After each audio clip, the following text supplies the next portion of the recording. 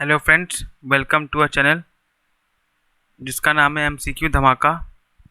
और हमेशा के लिए इस बार भी आपके लिए कुछ इंटरेस्टिंग लेके आया हूँ जो आपके पेपर पॉइंट ऑफ व्यू से काफ़ी इम्पोर्टेंट है और जो रियली आपको देख के अच्छा लगेगा। ठीक है, तो आज का जो टॉपिक मैं आपको पढ़ाने वाला हूँ वो है आपका इंडियन पॉलिटी से, और वो रहेगा आपका आर्टिकल 14। तो आर्टिकल 14 टू 18 हमारा डील करता है राइट टू इक्वलिटी से। ठीक है, राइट टू इक्वलिटी से डील करता है।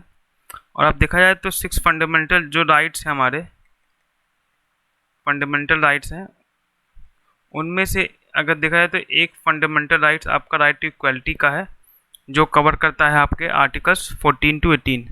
और जिस पे लेकिन आज हम लोग जो बात करेंगे वो होगी बात हमारी आर्टिकल 14 तक ही।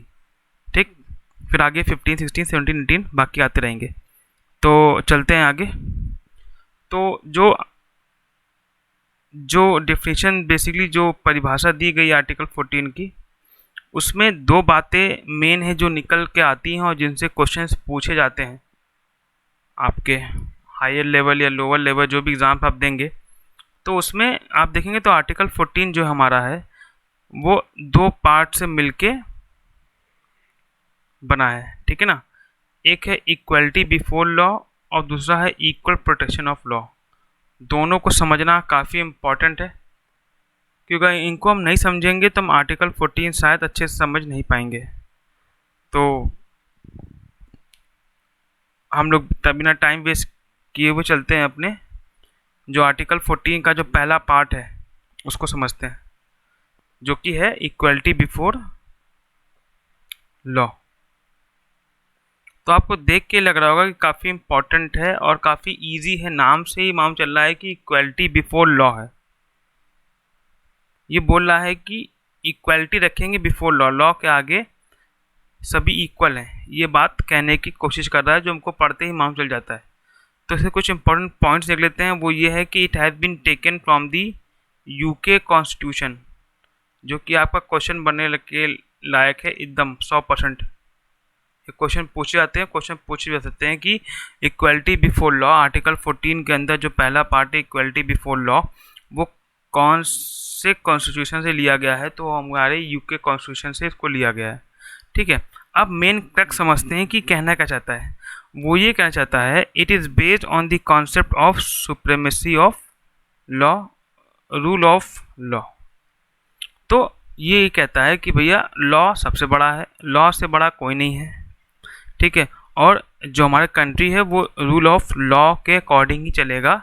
अब यहाँ चौथी लाइन देख लीजिए, चौथा पॉइंट जो है कि जो रूल ऑफ लॉ है वो काफ़ी हद तक अच्छा है या बेटर है then the rule of man. क्योंकि रूल ऑफ लॉ जो है वो कोडिफाइड है, काफ़ी लोगों से पूछ के बनाया गया है, कंसेंसस से लेके बनाया गया है रूल ऑफ लॉ, जिसके आधार पर कंट्री चल रही है, rather देन कि रूल ऑफ मैन जो कि एक स्पॉन्टेनियस होता है। आज हमारा मन है ये रूल फॉलो करने का, कल हमारा मन नहीं रहेगा रूल फॉलो करने का। तो आप देख सकते हैं कि इक्वलिटी बिफोर लॉ है, क्योंकि लॉ एक ऑथेंटिक है जो सबको बराबर देखने की बात करता है, तो वो अच्छा है। ठीक है, और जो मेन क्रक्स पॉइंट है जो तीसरा है वो आपका मेन पॉइंट है, इम्पॉर्टेंट लिख दे रहा हूँ मैं तीसरे वाले में, कि all are equal in the eyes of law, कि सभी चाहे वो छोटा हो आदमी हो या बड़ा आदमी हो, 1 करोड़ कमाता हो या 10 रुपये कमाता हो, ठीक है, गोरा हो काला हो जैसा भी हो, मतलब हर डाइवर्सिटी जो हम पाएंगे इंडिया में, वो सभी लोग लॉ की नज़रों में समान है, एक समान है, इक्वल है, ना कोई छोटा है ना कोई बड़ा है। ठीक है, वो आपने देखा होगा एक लेडी होती होंगी हाई कोर्ट में या कोर्ट में, इनके आंखों में पट्टी बंधी रहती है, उनके हाथ में एक तराजू टाइप का रहता है। ठीक है ना, वो बैलेंस रहता है काफ़ी। ठीक है ना, तो आप अगर देखेंगे तो ड्राइंग अच्छी है, लेकिन ठीक है आप मेन वो समझिए क्या बोलते हैं मैटर, वो ये है कि वो देखती नहीं कि हमारे सामने कौन खड़ा है, या वो गरीब है अमीर है छोटा है बड़ा है कैसा इंसान है, क्योंकि वो सबको, उसके आँख में काली पट्टी बंधी है तो वो सबको बराबर मानती है। ठीक है, वो lady, lady of the law.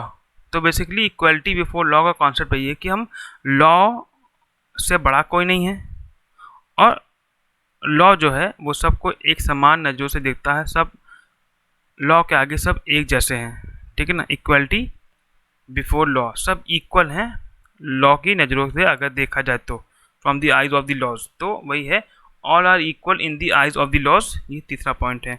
तो आपको समझ में आ गया कि मतलब किसी प्रकार का डिस्क्रिमिनेशन नहीं होगा, सब लॉ के अंतर्गत जितने भी लोग आएंगे इंडिया में, इंडियन टेरिटरी में, सब इक्वली होंगे। लेकिन कुछ एक्सेप्शंस हैं जिसमें क्वेश्चन बनते हैं या ऑप्शंस में आ सकते हैं, वो ये आप पढ़ लेना आपके लिए ज़रूरी है, ठीक है ना। वो ये है द प्रेसिडेंट ऑफ और the governor of a state जो हैं is not answerable in a court of law for his administrative decision taken by him. तो कोई भी एडमिनिस्ट्रेटिव डिसीजंस जो हमारे प्रेसिडेंट साहब लेंगे या गवर्नर लेंगे किसी भी स्टेट के, तो वो आंसरेबल नहीं हैं किसी भी कोर्ट ऑफ लॉ में जाके जवाब देने के लिए। इनको इक्वल नहीं माना गया है इन सेंस में, ठीक है ना, अकॉर्डिंग टू द लॉ। ये एक्सेप्शन है, ठीक है ना। तो नो, और अगला पॉइंट क्या है, no criminal proceedings can be initiated against the president और the governor of state during the term of his office. आप देखेंगे और कोई अगर एम्प्लॉय होगा, अगर उसने गलत काम किया है तो उस पर क्रिमिनल प्रोसीडिंग्स आराम से इनिशिएट मतलब की जा सकती है। लेकिन जस्ट बिकॉज ये ऐसे पद हैं भारत सरकार में, आप देखा जाए तो प्रेसिडेंट इंडिया में, मतलब प्रेसिडेंट और गवर्नर काफ़ी गरिमामयी पद हैं ये, ठीक है ना। काफ़ी इन पर रेपुटेशंस है, काफ़ी होलिस्टिक एक तरह से किया जाता है कि पद हैं। तो उनकी गरिमा, उनकी जो एथिक्स या उनकी कहते हैं कि जो रेपुटेशन है उसको मेंटेन करने के लिए वो जो आदमी, कोई भी आदमी वहाँ बैठेगा तो जस्ट बेकार न लगे, वो पद की गरिमा ना जाए, इसलिए इम्यूनिटी दी गई है, नॉट पर्सन को, बट आप कह सकते हैं कि उस गद्दी को या पोस्ट को वो इम्यूनिटी या रिस्पेक्ट दी गई है और उसको लॉ से थोड़ा ऊपर रखा गया है, ठीक है ना। तो प्रेसिडेंट और गवर्नर पे कोई क्रिमिनल प्रोसीडिंग्स नहीं चालू होगी जब तक वो गद्दी पे हैं, उसके बाद हो सकती है, ठीक है ना। तो तभी बोला था कि वो पद पे है ना कि आदमी पे, ठीक है ना। और द प्रेसिडेंट और governor basically is not answerable in a court of law for his administrative decisions. तो उन पर डाउट नहीं होगा कि उन्होंने क्या डिसीजंस लिया अपने कार्यकाल में, उस पर क्वेश्चंस कभी नहीं उठेंगे। और तीसरा जो पॉइंट है, the visiting foreign dignitaries and foreign diplomats, जो बाहर से एम्बेसडर्स आते हैं, बेसिकली जो बाहर से प्रेसिडेंट्स आते हैं या उनके साथ जो जो काफिला आता है, वो are not subjected to the law of the land. Diplomatic immunity की बात करता है कि वो भैया आपके जो आपके लॉ है आपके लैंड का, उससे बाध नहीं है। तो उनको भी यहाँ पर कहते हैं कि इक्वलिटी बिफोर लॉ, मतलब वो लॉ के इक्वल नहीं है, वो क्या कह सकते हैं कुछ तरह से ऊपर कर दिया गया है या उनको फ्री कर दिया गया है। जो विजिटिंग फॉरेन डिग्निटीज़ हैं और फॉरेन डिप्लोमेट्स हैं उनको और कोई क्रिमिनल प्रोसीडिंग्स नहीं होगी गवर्नर और प्रेसिडेंट पर जब तक वो अपनी कुर्सी पे हैं, टर्म पे हैं। और प्रेसिडेंट और गवर्नर को किसी भी एडमिनिस्ट्रेटिव डिसीजन के लिए उनसे कोर्ट ऑफ लॉ में पूछताछ नहीं होगी। तो आप ये बात समझ रहे हैं इक्वलिटी बिफोर लॉ क्या है कि all are equal in the eyes of the law, that's it. और आप देखेंगे तो ये एक तरह का कहता है कि इक्वलिटी बिफोर लॉ है तो ये कुछ करने को बोलता ही नहीं है, ये बोलता सब इक्वल हैं। तो आप कह सकते हैं कि ये तरह का ये आपका नेगेटिव कॉन्सेप्ट है, ठीक है ना। ये आपका नेगेटिव कॉन्सेप्ट है कि कुछ करने को बोलता ही नहीं है, कि इक्वल है रहने दीजिए, इक्वल रहने दीजिए, हम कुछ नहीं करेंगे, सभी इक्वल हैं। तो इस तरह का नेगेटिव कॉन्सेप्ट है ये इक्वलिटी बिफोर लॉ। अब चलते हैं अगले पार्ट पे जो आर्टिकल 14 का है, वो है इक्वल प्रोटेक्शन ऑफ लॉ। देखिए इसको समझना बहुत इंपॉर्टेंट है, ये कहना क्या चाहता है इक्वल प्रोटेक्शन ऑफ लॉ। तो पहली बात तो पॉइंट ये देख लीजिए कि ये लिया कहाँ से गया है। ये क्वेश्चन फिर से मैं बोल रहा हूँ फ्रेम हो सकता है। इक्वल प्रोटेक्शन ऑफ लॉ लिया गया है आपके यूएस के कॉन्स्टिट्यूशन से, ध्यान रखिएगा। इक्वलिटी बिफोर लॉ लिया गया है यूके से और इक्वल प्रोटेक्शन ऑफ लिया गया है, इक्वल प्रोटेक्शन ऑफ लॉ लिया गया है वो आपके यूएस कॉन्स्टिट्यूशन से। तो इसका कहने का इसका अर्थ क्या है वो आपको ये मिलेगा नीचे। It means like should be treated alike, मतलब ये यहाँ पर ये बात करता है कि जो एक तरह के लोग हैं उनको आप एक तरह से ट्रीट करिए, और जो दूसरे तरह के लोग हैं उनको दूसरे तरीके से या उनके सरकमस्टांसेस को देखते हुए उनको ट्रीट करिए। जो अगली लाइन आपको मिलेगी, इक्वलिटी अमंग द इक्वल्स। तो इक्वलिटी रखिए अमंग द इक्वल्स से, जैसे इक्वलिटी अमंग द इक्वल्स, ये भाई इक्वल हैं, इतने लोग इक्वल हैं, तो इनके में आप इक्वलिटी मेंटेन रखिए। और इक्वलिटी अंडर इक्वल सरकमस्टांसेस, और इक्वलिटी रखिए जो भी लोग एक एक सरकमस्टांसेस या उस सरकमस्टांसेस में आते हैं रहे हैं। ठीक है, तो आप देख सकते हैं यहाँ पर ये कुछ बात करता है कि हम डिस्क्रिमिनेशन चाहते हैं, अलाउज रीजनेबल डिस्क्रिमिनेशन। ठीक है ना, ये आप देखेंगे तो ये एक पॉजिटिव कॉन्सेप्ट है, ये एक पॉजिटिव कॉन्सेप्ट है जो कि स्टेट को कुछ करने के लिए, स्टेट को कुछ करने के लिए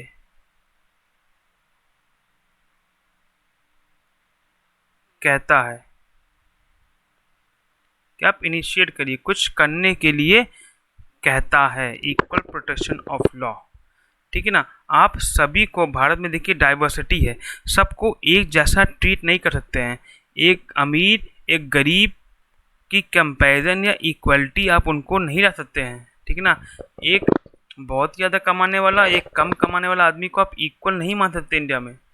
ठीक है ना, तो सबके हालात अलग अलग होते हैं, तो वैसे ही ट्रीट करना है।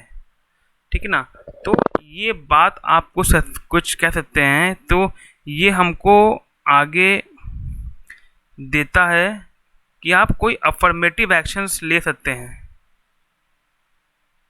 अफर्मेटिव एक्शंस लेने के लिए बाध्य करता है सरकार को कि सब के हालात, सबके सर्कमस्टांसेस एक जैसे नहीं सकते हैं, तो सबको हम इक्वल ट्रीट नहीं कर सकते हैं, और सबको एक ही एंगल से नहीं दे सकते हैं।